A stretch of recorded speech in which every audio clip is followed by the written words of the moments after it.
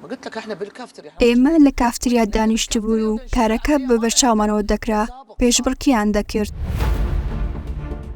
لە دیدارێکی تەلەڤیزیۆنیدا عالیە سەیف ئەندامی ئەنجومەنی نوێنەران جەخت لە ڕاستی ئەو هەواڵانە دەکاتەوە کە باسییان لە کڕین و فرۆشتنی دەنجی پەرلەمانتاران دەکرد لە پرۆسەی دەنگدان بۆ هەڵبژاردننی سەرۆکی ئەنجومەنی نوێنەران.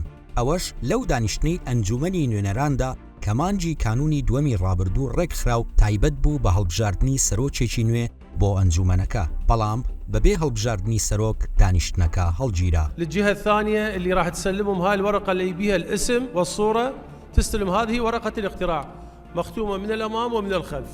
لەو دانیشتنی ئەنجومەنی نوێنەراندا کە ڕۆژی سیانزەی کانونی دووەم ڕێکخراو تا بەرەبەیانی ڕۆژی دواتری خایاند، دوو گەڕی دەنگدان بۆ هەڵبژاردننی سەرۆکی ئەنجومەنی نوێنەران بەڕێوە چوون.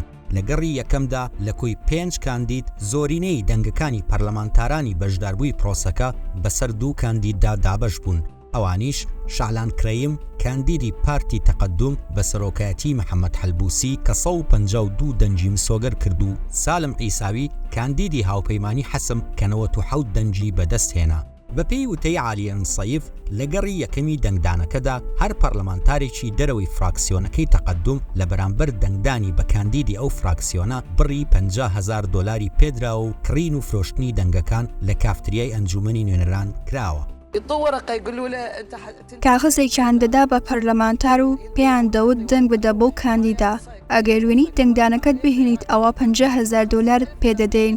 پەرلەمانتارەکەش دەچوو دەنگی دەدا و وێنەی دەگرت. ئەوانیش کاغزەکەیان بۆ ئیمزا دەکرد و دەیانوت بڕۆ پارەکە وەربگرە. لەبارەی پرۆسەی کڕین و فرۆشتنی دەنجی پەرلەمانتاران لە گەڕی دووەمی دانیشتنی ئەنجومەنی نوێنەران بۆ هەڵبژاردننی سەرۆکی ئەنجومەنەکە، عالیە سەیف ئاماژە بۆ ئەوە دەکات کە بەو پێی پرۆسەکە بەرەو شکست دەڕۆیشت، بڕی پارەکە زیاد کرا و لە بەرامبەر دەنجی هەر پەرلەمانتارێکدا 100,000 دۆلار دراوە. بەڵام دوجار ئەنجومەنی نوێنەران سەرکەوتوو نەبوو لە هەڵبژاردننی سەرۆکێک بۆ خۆی. سەرەتا بڕی 50,000 دۆلار بوو، بەڵام لە گەڕی دووەمدا ئەوە بوو دانیشتنەکە شکستی هێنا و نەکرا.